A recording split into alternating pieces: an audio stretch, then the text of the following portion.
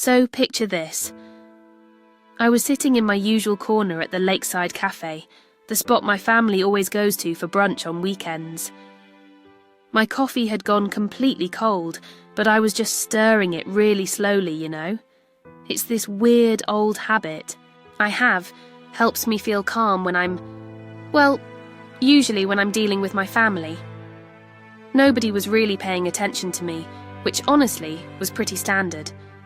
The spotlight, like always, was firmly fixed on my sister, Isabella, Izzy.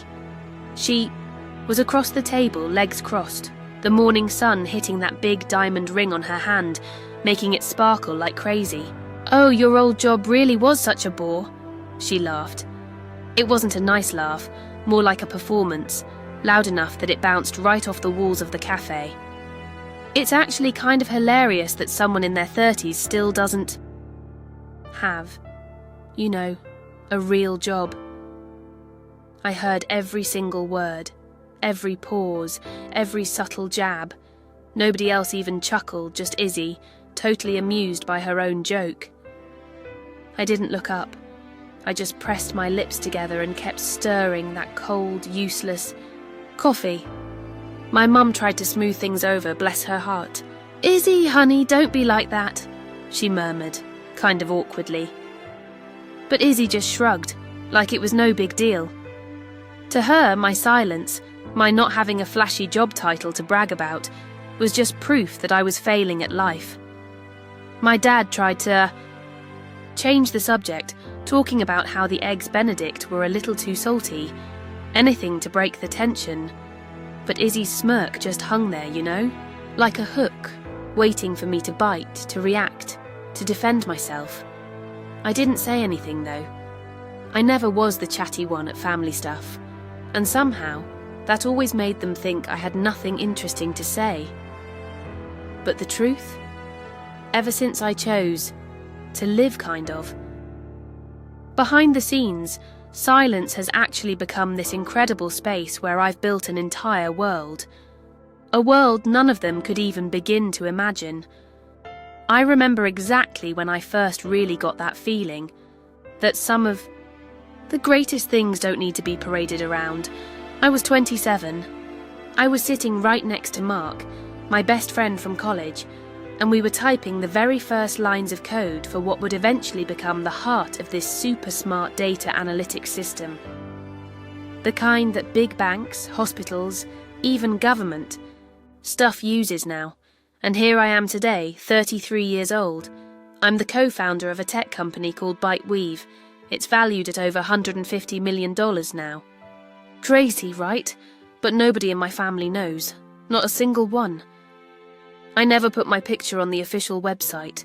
In interviews, Mark was always the face of the company. And me? I chose to stay back, in the shadow, I guess. My name only popped up on internal documents, investor agreements, and get this, Izzy's paychecks. It's kind of hilarious, right? The sister who never missed a chance to mock my quietness, my lack of a real job, was actually applying to the very company I helped build, totally clueless that the person reviewing her application, the one who had the final say, was the exact failure she'd been making fun of for years. I just watched her chatter on at the table, bragging about the accounting firm she used to work for, the one that, ironically, had just folded because of, you guessed it, financial mess-ups. "But it's all good," she waved a dismissive hand. "I'm a problem solver. I'm looking at this new company, something called ByteWeave. Heard they're hiring." My heart actually skipped a beat. For the first time the whole meal I looked up, and then instantly back down, making sure not a single flicker in my eyes gave me away. She just kept going. "I already applied.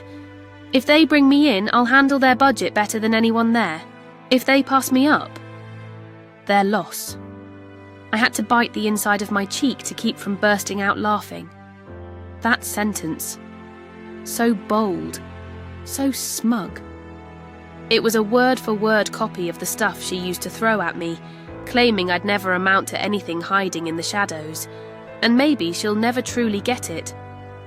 But in that very shadow she dismissed, I built an empire she was now about to walk right into, potentially under my leadership. Still, I stayed quiet, not because I was scared, but because I knew the truth, when it finally came out, would speak for itself far louder than I ever could. I remember my 12th birthday so clearly. Everyone was singing happy birthday, candles flickering on my cake. And then Izzy just burst into the living room holding this massive gold trophy. Our baby just won the state dance competition. My mum was beaming, wrapping her arms around Izzy, totally focused on her. I just stood there by my cake. Nobody even asked what I wished for before the moment was over. I didn't even bother blowing out the candles. Izzy was always like that. Bright, loud, always giving people something to clap for. Me? I quietly gathered the few gifts people gave me, went to my room, opened the old laptop Dad had given me the year before, and just kept building my first little data model. Even as a kid, I loved the stuff others found boring. I liked taking toys apart to figure out how they worked. I loved the feeling of finally understanding why a video game ran smoothly or not, and that feeling of writing a block of code and watching it just work perfectly. Pure magic. My mum used to say, "Clara can sit for hours and you won't hear a sound." Dad would joke, "Well, we've got a firework and a flashlight in this house. Guess which is which?" No guessing needed, right? Izzy was the firework, all flash and noise. I was the flashlight. Steady, reliable, but easily overlooked. As we got older, that gap just seemed to widen. Izzy studied theatre, did some local TV. Stuff thanks to her. Dramatic performances. I studied computer science at this technical institute across town. Nobody in the family remembers the school's name even now. When I graduated, they forgot the date entirely. They were too busy planning Izzy's fashion line launch party. I don't really blame them, you know. Sometimes, late at night, I'd think, maybe I just wasn't interesting enough. But slowly, quietly, silence became the space where I found my own value. It wasn't in being seen, but in being. When Mark and I started Byteweave, all we had were 2 beat-up laptops and this wild dream. We wanted to build a flexible analytics system that could predict user behavior in real time. Mark was the talker. He pitched to investors, did press interviews, ran the big meetings. I was the one backstage, writing every single line of code, fixing every bug, pulling all-nighters powered by instant ramen. A year later, a major bank signed a trial contract. 2 years in, our system was integrated into finance, healthcare, risk analysis platforms. By year 3, Byteweave was valued at over $150 million, and I held 45% of the shares. But ask anyone who knew the company publicly, they'd only know Mark Fletcher. As for Clara Green, never featured in a headline, and that's exactly how I wanted it. I didn't care about the hollow handshakes, the flashing cameras, the whispers behind your back. I wanted to work, to build, to create something real that could help people make better decisions. As for Izzy, well, after her little fashion startup, failed, just like her accounting firm, honestly, she went back to accounting at some small place. Then came the layoffs, and now here she was, pinning all her hopes on a new opportunity. An opportunity she had no idea I created. I used to wonder. I still wonder sometimes if she'll ever truly see me as an equal. To Izzy, I think I'll always be the little sister with her head in the clouds and a pile of old laptops. But she was about to walk into a space where every wall, every budget model, every analytics tool was designed by me, by the flashlight. And what I wondered most was this. When she eventually saw my name, Clara Green, maybe at the bottom corner of her paycheck, or on the next budget draft she worked on, would she even recognize it? Or would she still genuinely believe I was just a faded extra in the dazzling world she chased? A part of me, the old part, hoped she never found out. Avoid the drama, right? But another part just desperately wanted to see the look on her face when the truth finally hit. Not out of cruelty, not for revenge. I didn't need her admiration. I just wanted her to finally stop looking down on me. That night, back in my quiet apartment, high up on the 18th floor, Austin's city lights looked like spilled diamonds below me. The sky was wrapped in a soft, misty haze like a velvet curtain after a show. I pulled out my laptop, logged into Byteweave's internal system, thousands of lines of code, reports, a world I knew by heart. The first notification popped up. From HR. Recommended candidate, Isabella Green. I leaned back in my chair, eyes fixed on the file on the screen. I had expected this moment, planned for it even. But still, my heart paused for just a beat. Her smiling photo was there, looking confident in a beige blazer on the application form. I skimmed through her experience, her skills. The internal reviewer's note. Confident demeanour, strong communicator, well suited for budget analyst role. Recommend for next round interview. I didn't type a word, just clicked the 3 dots in the corner.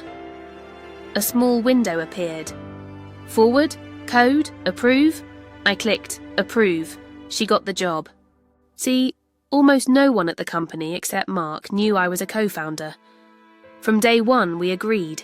Only Mark's name on all media, public documents, everything external. I didn't want my picture floating around the internet. I'd seen too many people lose their privacy, their personal lives chasing fame. I didn't need praise, I needed freedom, the freedom to just build. So within Byteweave, I was simply Clara, the senior technical advisor who usually worked remotely. I only came into the office late, maybe once a week after 6 p.m. when most people were gone. The rest of the time I was leading projects, approving spending, mapping out future strategies. All from behind the scenes. Mark was the face. He was the one on camera, shaking hands with investors, speaking at huge tech conferences. He always respected my choice, never once spilled the beans about my identity to employees or the press. Used to wonder, you know. If that decision, that choice to stay hidden was the right one. But now, watching Izzy step into the very world I'd built with my own hands, I was absolutely certain. Staying silent was the only way this moment could be this. Interesting.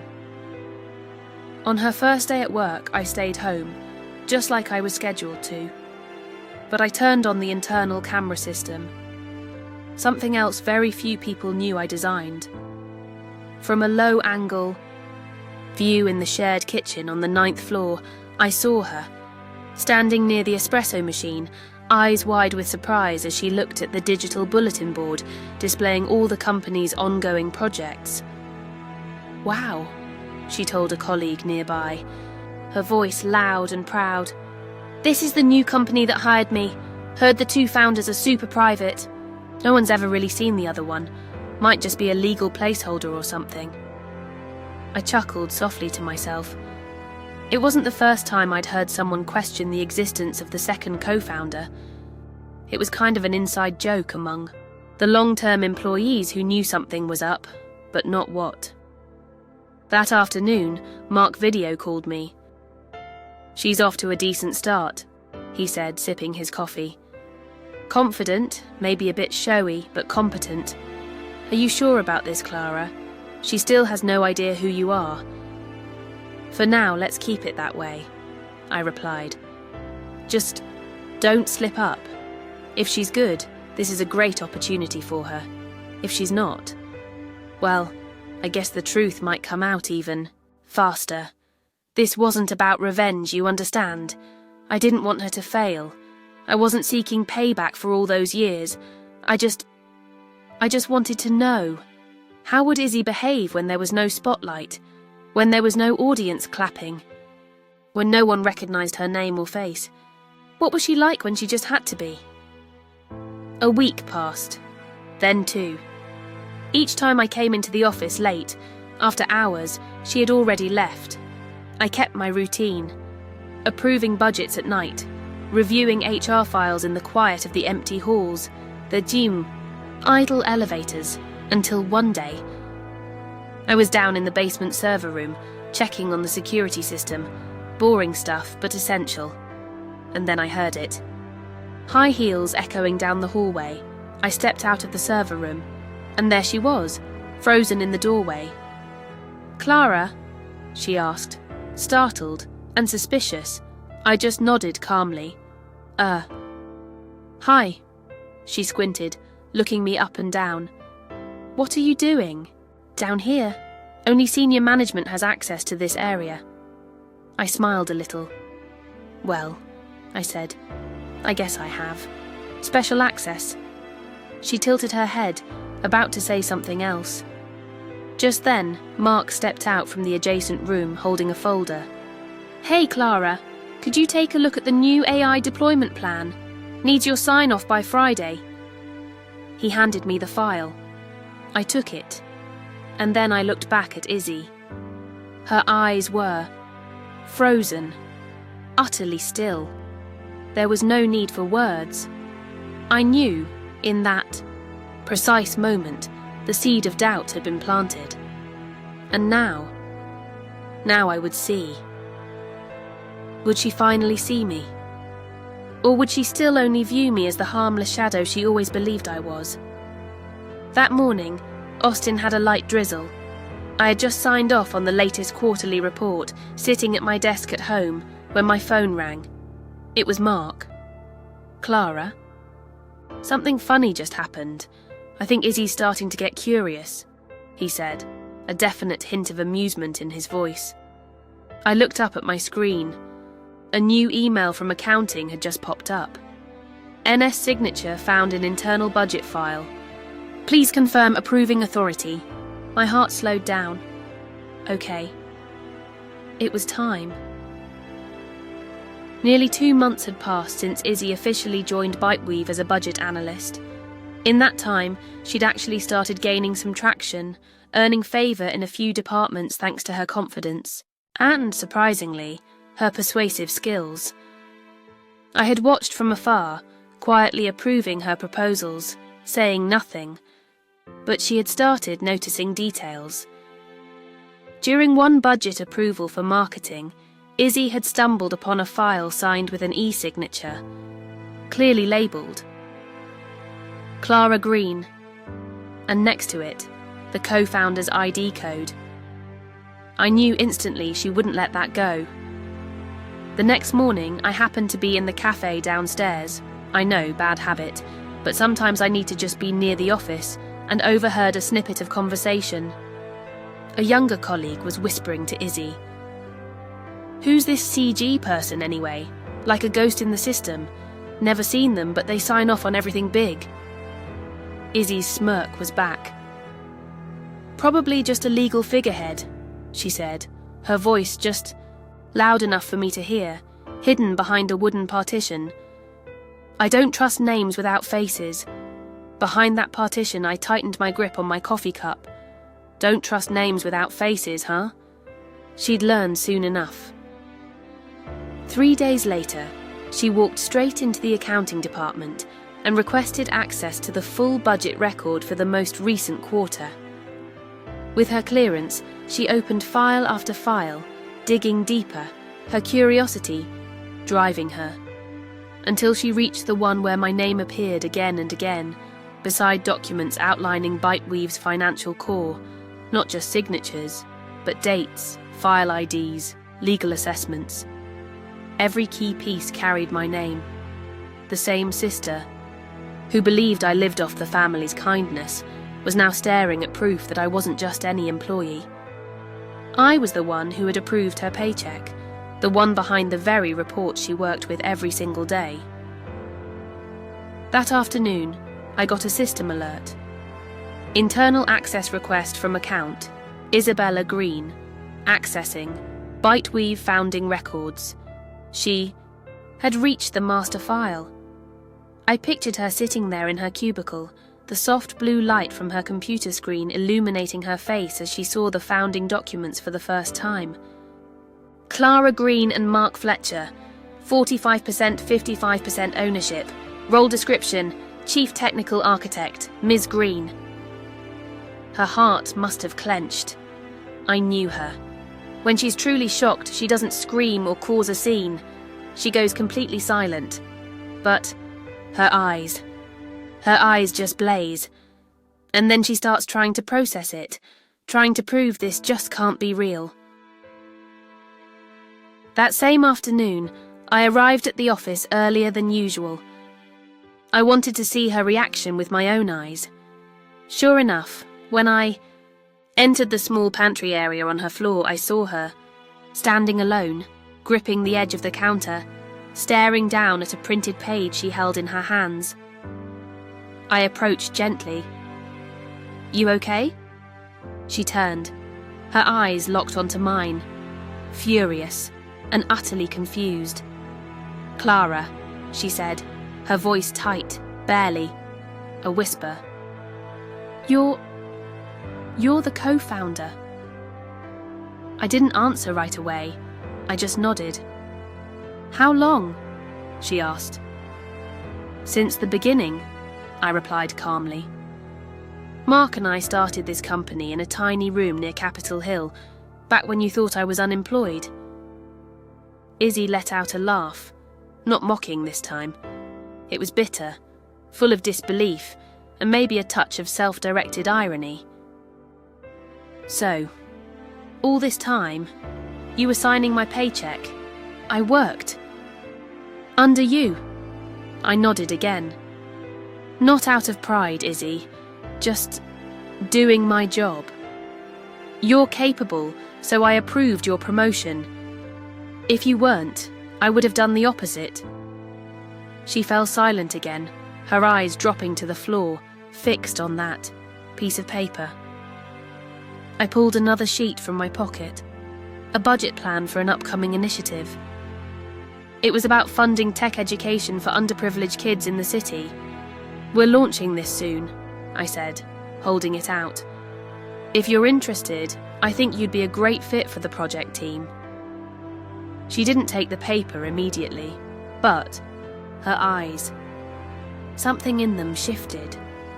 I turned to leave. I didn't push her. She'd need time. But for the first time in years, I saw something in her eyes besides scorn or competitiveness.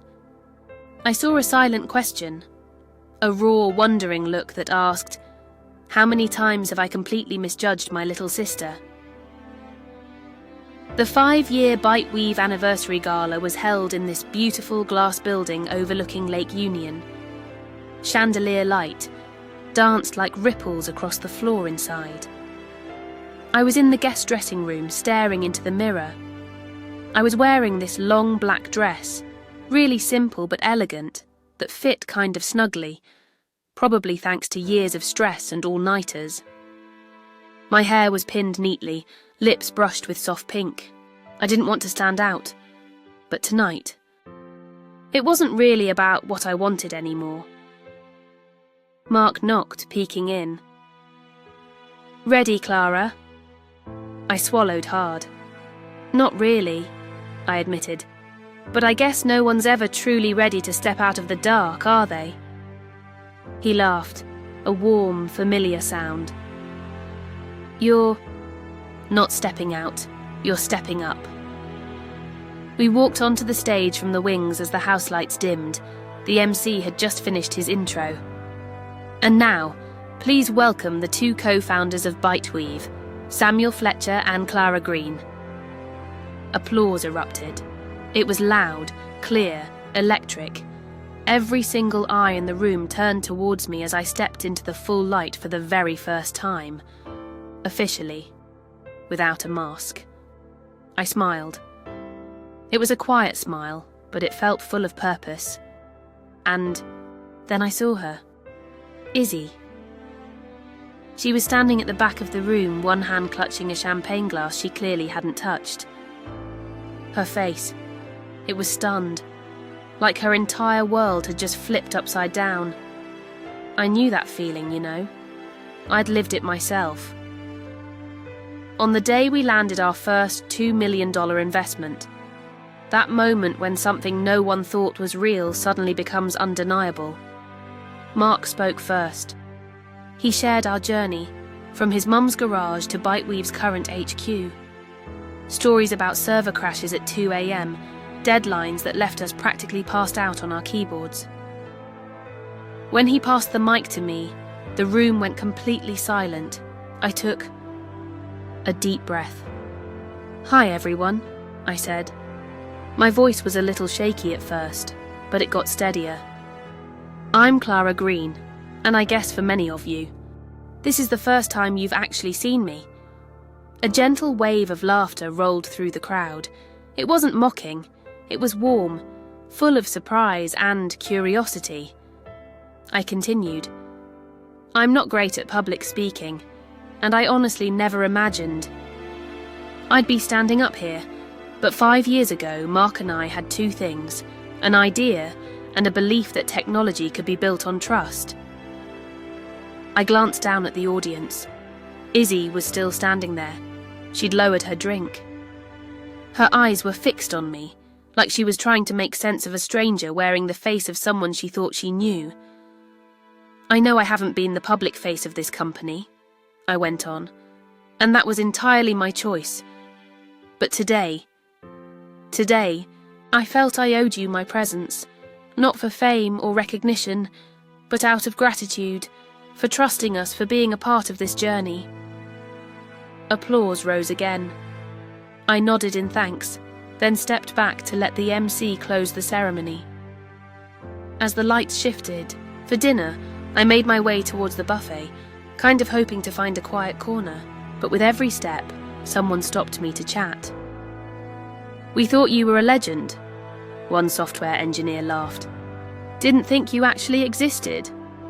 I smiled, made a few polite replies, but my mind kept drifting back to Izzy. I glanced toward the pillar where she'd been standing. It was empty. She had left, and I didn't know when she'd gone, or how much of my speech she'd heard. But I felt something. A quiet, empty space opening up inside me, right where there should have been a warm look, a shared moment, from someone close. That night, back in my apartment, I kicked off my shoes and just sank into the sofa. My phone kept lighting up with dozens of congratulatory messages from colleagues, partners, even my parents. "We're so proud of you, sweetheart. Words can't describe it." But nothing from Izzy. I replayed the live stream of the event on the company website, skipped ahead to my speech, hit pause. I didn't need to watch it again. I just wanted to know one thing. In that moment, under the spotlight, with the truth laid bare. What did Isabella see? A stranger? Or the little sister she once genuinely believed would never amount to anything? 2 days after the gala, I arrived at the office earlier than usual. Not for a meeting, or to sign off on documents, just to finish something personal. I opened the drawer in the 10th floor conference room and pulled out a small walnut box I'd kept since college. Inside, I placed a navy linen-covered notebook, a black ink pen and a handwritten card. It took me over an hour to write just a few lines. Not fancy, not poetic, just honest. "Izzy, thank you for your efforts at Byteweave. You're truly capable, and I believe you'll go far here. I'm proud to work with you, even if we began in silence. Clara." I folded the card, tucked it inside the notebook, and handed the box to the internal delivery assistant. Just a quiet instruction. "Please give this to Isabella Green. No sender name needed." I wasn't expecting a reply. The gift wasn't an olive branch, not really. It was just an open door. Quiet. Without pressure. so she could walk through if she chose to. The rest of the week passed. No message, no email, no thank you. But I started, noticing a few things.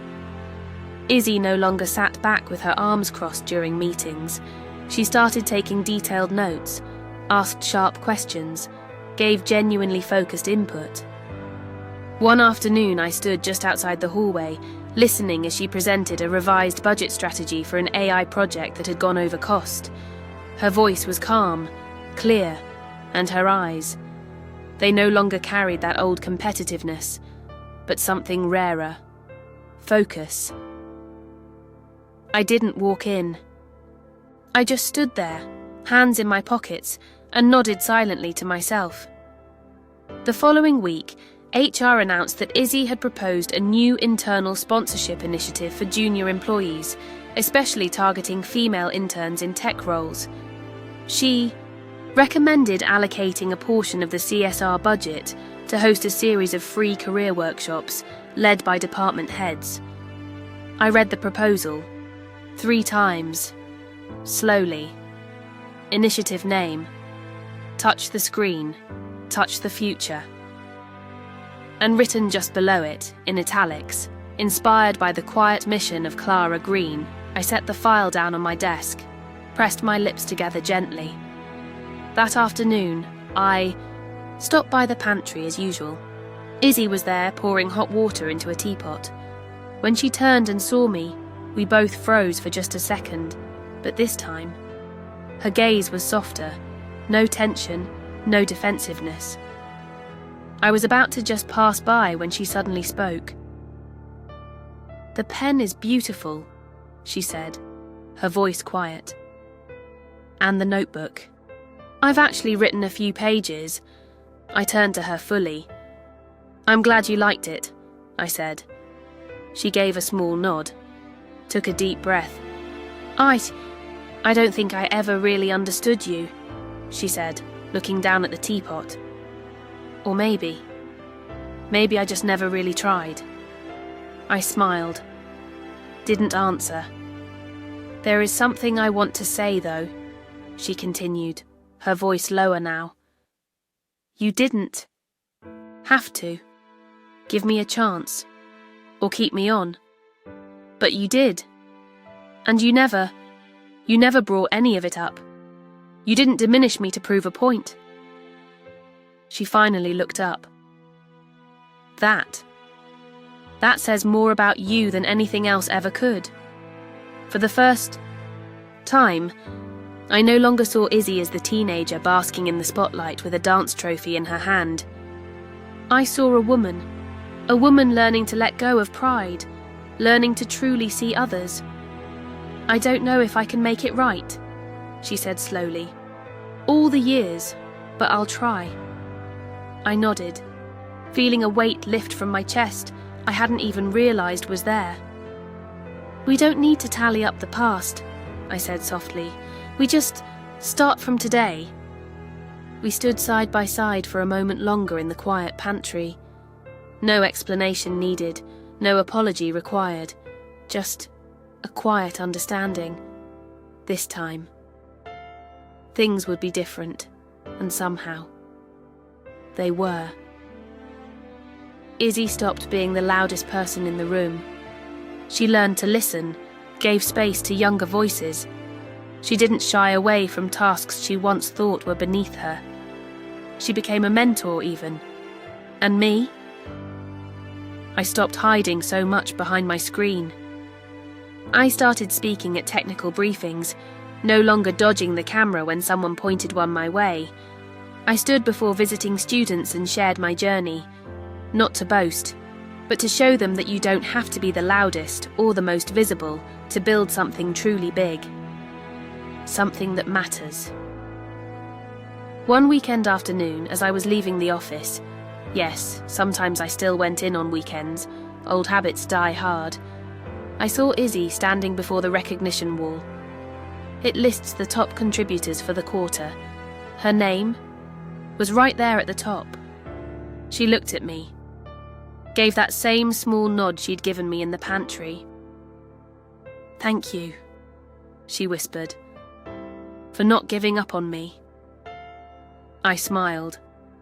"We're just getting started, Izzy." On Sunday, the whole family gathered at our usual brunch spot by the park, the Lakeside Cafe. Everything was just as it had always been. The dark wood chairs, sunlight filtering through the striped curtains, the comforting smell of warm waffles filling the room, but something in the air felt different.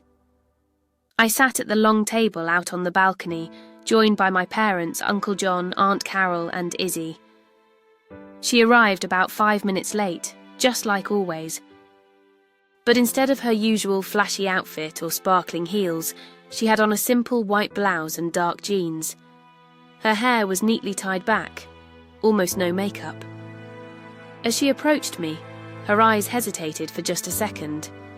But then she gave that small nod, the one that meant something new now. I nodded back, no words needed, just a look. And somehow, that was enough. My mum was telling a story about her new flower bed when Uncle John suddenly chuckled. He turned to me, a playful, slightly dismissive look in his eyes. "So, Clara," he said, "are you still doing that little freelance thing from home? Or just typing up random computer codes all day?" I smiled, not surprised at all. He still thought programming was just a souped-up video game. I didn't even have time to answer before a voice rang out, clearly, firmly. "Uncle," Izzy said.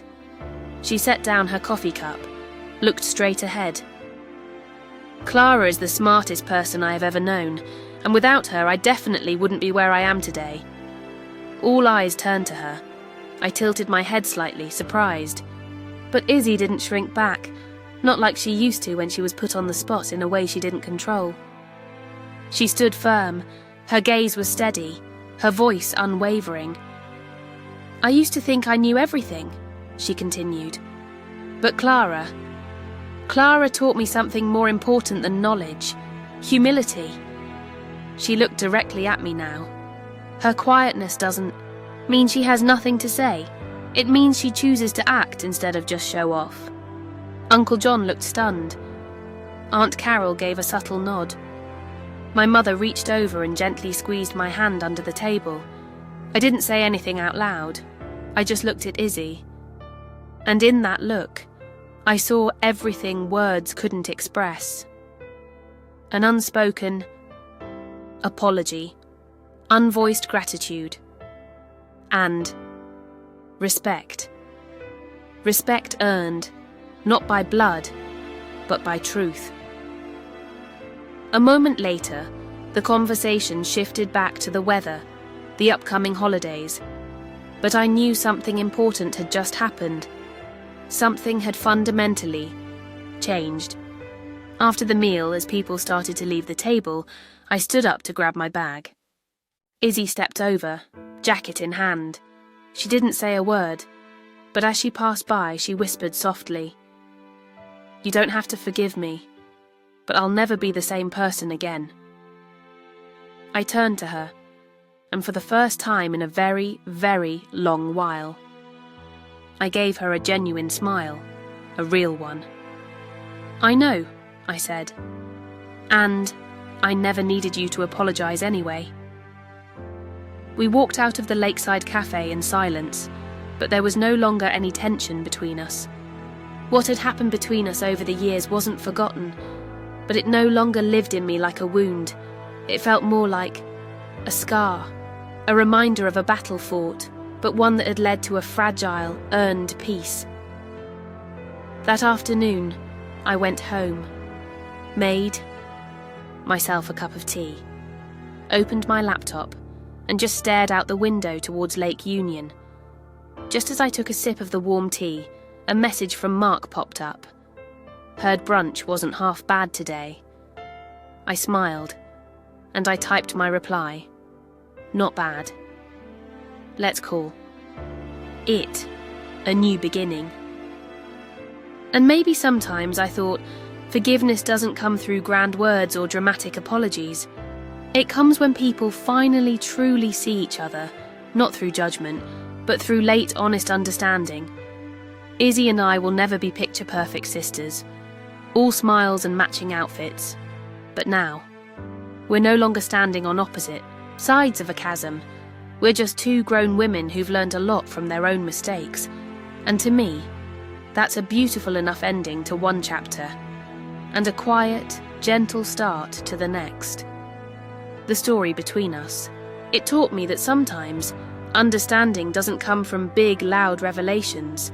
It comes from quiet, genuine change. It took me years to accept that being seen isn't the only measure of worth. But when the truth is finally acknowledged, quietly or publicly, no rebuttal is needed. Sometimes silence truly is enough to make people reflect. Real life doesn't ask for perfection, only the courage to grow and the grace to begin again. Share your thoughts below, and don't forget to follow the channel for more deep and meaningful stories.